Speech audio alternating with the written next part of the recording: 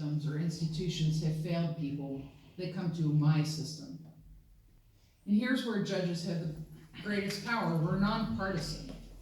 So we have the ability to bring community partners together and to work with them to do something holistic.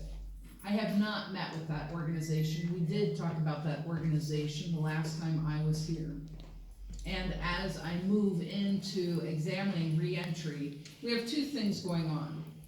One, the Bridges Out of Poverty program, the doctor who actually wrote the program, and it has been used at least in 2 substance abuse treatment courts across Ohio.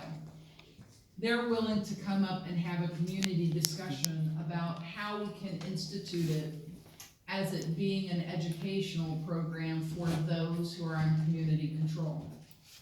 As a pathway to what I say, righting the ship, making sure they don't come back into the system, giving them the necessary tools and helping them obtain employment, stabilize their life.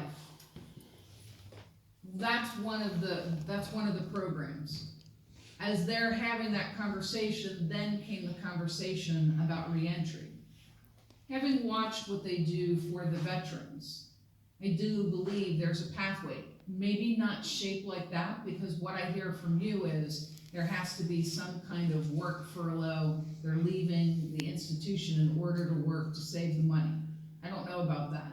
I haven't looked at what ODRC is willing to do, which may be some of the hurdles that they have faced.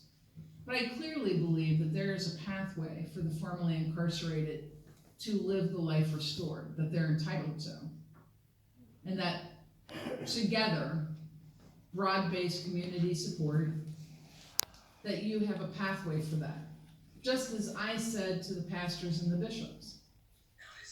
One of the things I always wanted as a board member for the Alcohol Drug Addiction Services Board was to create clean, sober living. I could put a man in the Haven House and I could get a woman in Sojourner, but after 90 days, they're clean and sober. Where am I putting them? We were putting them right back into the same neighborhoods, into the same living situation. How long would it be till friends were knocking on the door? Not long at all. You know, you have to find some strategy for who is the support network that's going to open their doors at night so they have some place to go and not hang out with people who are using and be tempted to start all over again. That's the same thing for those who are coming home. How do we build the safety net to help them not come back? I think about that because it's a true story. When I was a police officer, it was a winter, and somebody threw a brick through a tire store and just went in and sat down. I knew he was inside because Sonatrol could hear him. He didn't go anywhere. When I asked him what he was doing, he was just waiting for me. Why was he waiting?